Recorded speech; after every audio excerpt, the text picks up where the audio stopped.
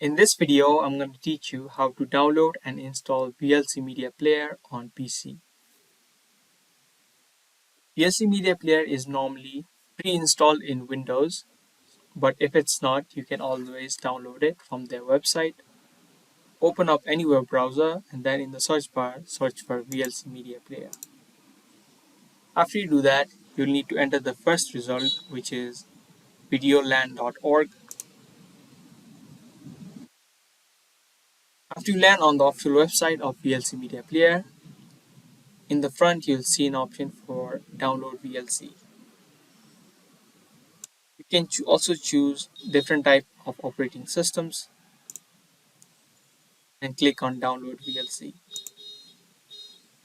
As you can see, VLC Media Player has started to download. After it's been downloaded, simply open it up.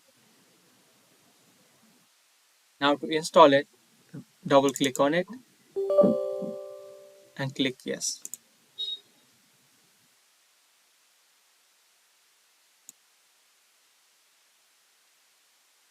After you click next, the VLC Media Player will start to download. After the setup is complete, click on finish. And the VLC Media Player will open up.